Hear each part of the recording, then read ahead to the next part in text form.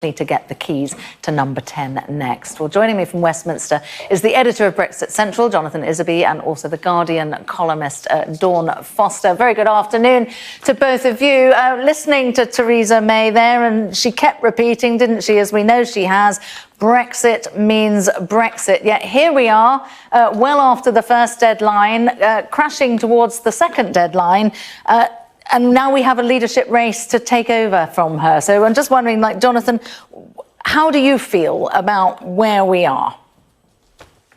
Well, we're not in a great place because the referendum was nearly 3 years ago and the British people expected Brexit to have happened and been delivered by now. And indeed, Theresa May herself said more than 100 times that we would leave at the end of March, and we didn't. And that's one of the many reasons why the Conservative Party in recent elections, local elections, European elections, and of course last night in Peterborough, has suffered so badly at the ballot box and allowed the Brexit Party to rise up from the ashes of UKIP into a force that is an existential threat to the Conservative Party's future unless Brexit is delivered. Now, Theresa May said Brexit means Brexit, which is a pretty meaningless phrase, but what she did say back at Lancaster House at the very beginning of the Brexit process was incredibly encouraging and was almost universally welcomed by Conservatives and Brexiteers alike. But I'm afraid during the course of the negotiations over the following couple of years, she ceded too much ground to the European Union on a number of the red lines that she'd set out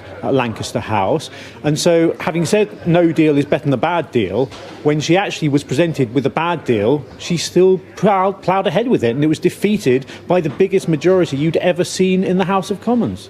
Makes it a pretty difficult job, doesn't it, Dawn, for her successor? What do you think the chances are of us leaving by Halloween? I think it's very, very unlikely. I think most people accept that it is very unlikely. And, you know, but I do think that Theresa May, in many ways, made her own bed. You know, when she went to Lancaster House, she laid out those red lines and she essentially, you know, put forward a number of traps for herself to fall into. And I think that, you know, she will be remembered as somebody who did a huge amount of harm to the Conservative Party.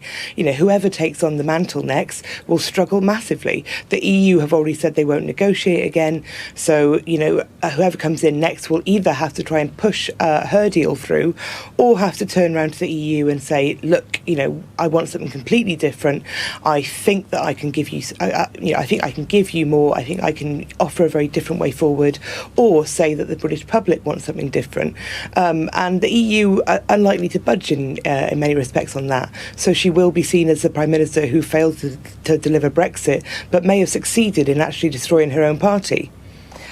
Jonathan, have you, when you listen to some of the runners and riders who want to be the next resident in number 10, have you heard anything from any of them who've been basically laying out their stall? Anything concrete that makes you think, yes, actually, I think with that you could achieve some kind of breakthrough and we could get somewhere finally? Have you heard that from anybody, and if so, who?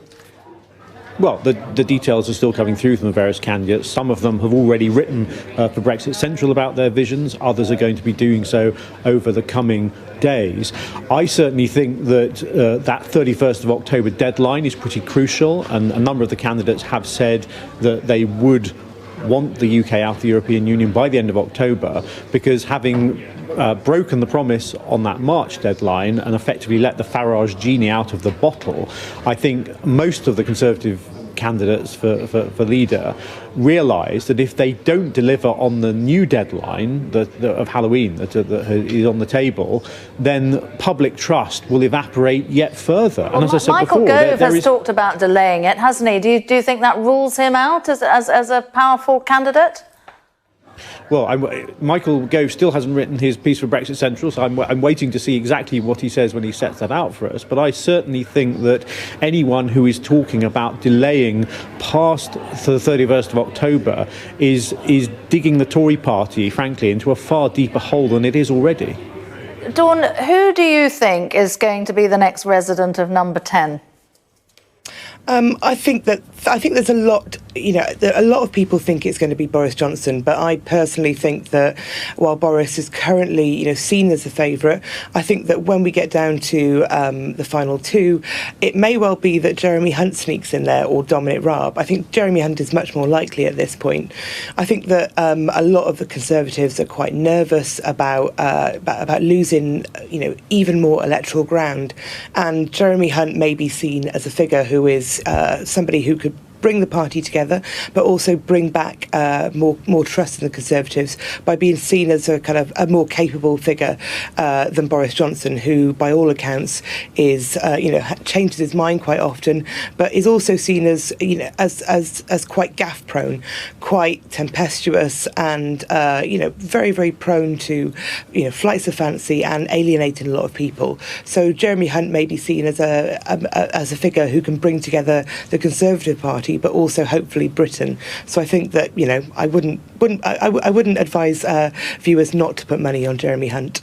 What do you make of Jeremy Hunt, Jonathan, as a candidate? Well, I mean, Jeremy Hunt is one of the current members of the cabinet who are standing, and I think this contest comes down to a kind of two sides of a draw, rather like a tennis tournament.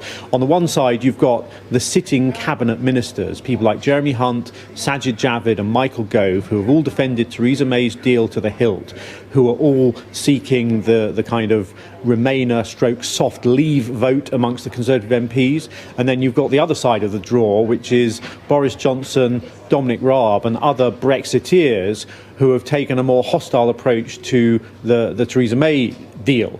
And effectively, you will get one of those cabinet ministers against one of those more pure Brexiteers in the final two. And of course, that will then be a vote of Tory members in the country over the coming weeks. And my instinct would be, and certainly all the internal polling evidence suggests, that the more Brexity candidate of those two will end up being successful. What about this stunt pulled by Nigel Farage, turning up on the doorstep of number 10, Theresa May's last day, and more or less insisting that he, or indeed his party, be involved in negotiations for Brexit? Do you think strategically that that's a good idea for the Conservatives or not, Jonathan? I don't think many of the Conservative leadership candidates are liable to take that on board. I mean, figuratively, Nigel Farage has for some time parked his tanks on Theresa May's lawn. As you can see, this morning he literally walked up her front drive and was there. I dare say that if the Brexit Party had won the Peterborough by-election last night, he might have had the new MP for Peterborough with him as well. But of course that didn't happen, although the idea, by the way, that Labour can be in any way complacent about having won that seat when they got the lowest vote share of any winning by-election party in modern political history is extraordinary. What Farage, what his party showed last night in Peterborough, is that unless the Conservative Party delivers on Brexit, and I think delivers on it by October the 31st, the Conservative Party will remain in the electoral doldrums. And, as Boris Johnson said earlier in the week, there is a real possibility of the Tory party ceasing to exist as an electoral force. Is that your view, Dawn, of the legacy for the Conservative Party left by Theresa May? And is it her fault? Could anybody have done it differently? I think people could definitely have done it differently. I think Theresa May's big problem was that she said from the outset, she said that she would stick to these red lines and that there wouldn't be any wiggle room on them. And I think one of the other problems was that what other leaders could have done was to reach across the House and say, look, we need to get this through, and we need to do so by approaching it in a spirit of solidarity, bringing people together. Instead, what she did was, delayed and delayed and delayed. She put these red lines in place, and then very late in the day before the deadline, she brought her deal before Parliament. So when Parliament first saw it, they didn't like it. There wasn't really any room for negotiation. There wasn't time for negotiation.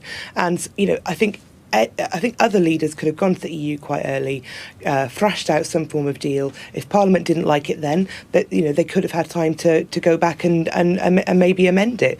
But because she tried to work up to the wire and she tried to constantly say Brexit is Brexit, a meaningless phrase that basically meant she didn't want to negotiate. It meant that when she put her deal forward and stuck to it, then then it was cataclysmic. She just lost over and over again and made her party look incredibly weak. Well, we're running out of time, and given that it is her last day, I wondered whether we could conclude with saying what your thoughts are on her achievements during her time as Prime Minister. Dawn, what do you think? I think her greatest achievement was making sure that Gordon Brown wasn't seen as the worst Prime Minister in the past 20 years. Oh dear, that's a sad indictment, isn't it, Jonathan? What about you? Have you got something kinder to say?